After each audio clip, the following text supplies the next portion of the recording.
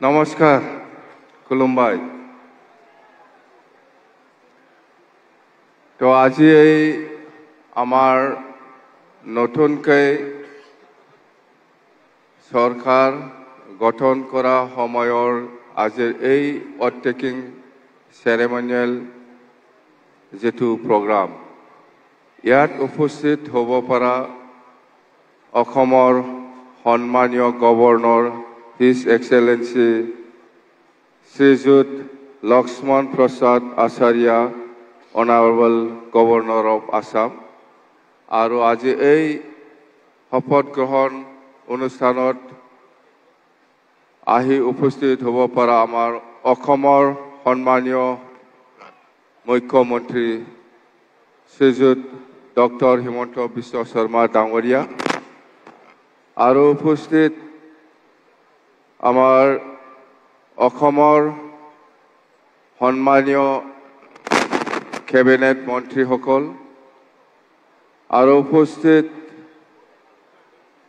সদৌ ত্ৰিপুৰাৰ আমাৰ royal head of the royal house of Tripura Shri Pradyot Bikram Manikya Deb Barman ডাঙৰীয়া আৰু উপস্থিত আমাৰ কাৰ্বি আংলঙৰ চিফ কাৰ্বি আংলং অটোনমাস কাউন্সিলৰ চিফ আমাৰ তুলিৰাম ৰংহাং ডাঙৰীয়া আৰু উপস্থিত আমাৰ ডিমা হাছাও মিচিং কাউন্সিল ৰাভা কাউন্সিল আৰু তিৱা অটোনমাস কাউন্সিল সকলৰ আমাৰ সন্মানীয় চিফসকল আৰু উপস্থিত আমাৰ ইয়াতে অলপ আগতে ডেপুটি চিফ হিচাপে শপত গ্ৰহণ লোৱা আমাৰ বড়োলেণ্ড টেৰিটৰিয়েল কাউন্সিলৰ শ্ৰীযুত ৰেহন দৈমাৰী ডাঙৰীয়া আৰু উপস্থিত ইয়াৰ আমাৰ BPF দলৰ MCLA সকল BJP দলৰ MCLA সকল আৰু উপস্থিত UPPLৰ সন্মানীয় MCLA সকল আৰু উপস্থিত ৰাজ্যসভা আৰু লোকসভাৰ সন্মানীয় MP সকল আৰু উপস্থিত অসমৰ চিফ সেক্ৰেটাৰী ডাঙৰীয়া উপস্থিত আমাৰ বড়োলেণ্ড টেৰিটৰিয়েল কাউন্সিলৰ প্ৰিন্সিপাল ডাঙৰীয়া আৰু আমাৰ অসম চৰকাৰৰ ডিজিগনেটেড আমাৰ অফিচিয়েলসকল বড়োলেণ্ড টেৰিটৰিয়েল কাউন্সিলৰ ডিজিগনেটেড অফিচিয়েলসকল আৰু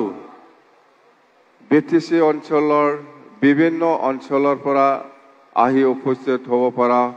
সন্মানীয় বুদ্ধিজীৱী সন্মানীয় সমাজকৰ্মী সন্মানীয় ৰাইজসকল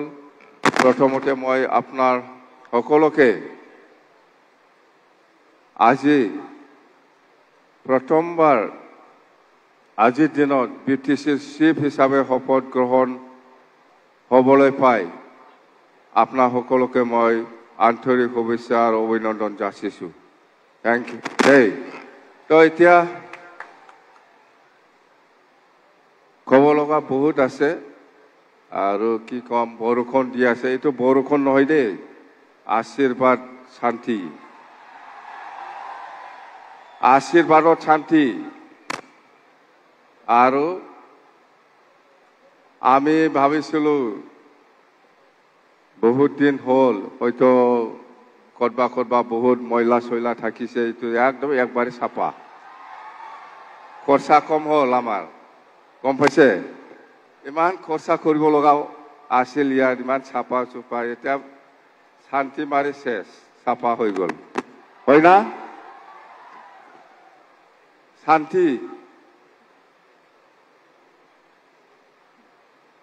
খৰচা কম হৈ গ'ল আমাৰ এতিয়া আৰু ইমান খৰচা কৰিব লগা নাই চাফা কৰি দিছে সব যিমানখিনি যি ময়লা আছে ঠিক আছে তো এতিয়া আমি BPF দল হিচাপে আমি আপোনালোকৰ ওচৰত বিটিসি নিৰ্বাচনৰ সময়ত প্ৰচাৰ অভিযানত আপোনালোকক বহুত প্ৰতিশ্ৰুতি দিয়াইছে সৰকাৰ গঠন হোৱা পিছৰ পৰাই আমি কৈছো আপোনালোকক যেনেকৈ আমাক সহায় কৰিছে আমিও আপোনালোকক সহায় কৰিম বুলি কথা দিয়াইছো এই হিচাপত আমি আপোনালোকৰ যিমান সমস্যা আছে আমি সমাধান কৰি দিব কাৰণে চেষ্টা চলাই যাব আৰু আমি কাম কৰিম আমি কথা দিছো আপোনালোকৰ ওচৰত আৰু ইয়াৰ নিশ্চয় সহায় লাগিব আমাৰ অসম চৰকাৰ বা অসমৰ যিমান কেবিনেট মন্ত্ৰী আছে বা অসমৰ যিমান অফিচিয়েলছ সকল আছে আমাৰ বড়োলেণ্ড টেৰিটৰিয়েল কাউন্সিলৰ যিমান সমস্যা আছে বা বিটিসি বাকি ৰাজ্যৰ যিমান সমস্যা আছে এইবিলাক সমাধানৰ ক্ষেত্ৰত অসম চৰকাৰৰ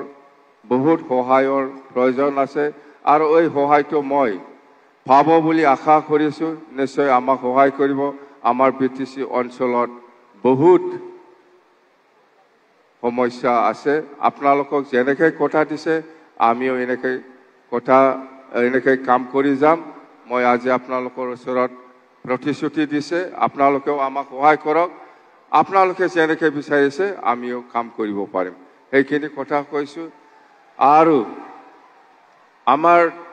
অপজিশনই হওক বা ৰুলিঙতে থাকক যিমান এমচিএলএ বা ইএম সকল আছে আমাৰ বিটিসি চৰকাৰ চলোৱা সময়ত নিশ্চয় আমি সকলোৰে সহায় সহযোগিতা পাব বুলি মই কামনা কৰিছো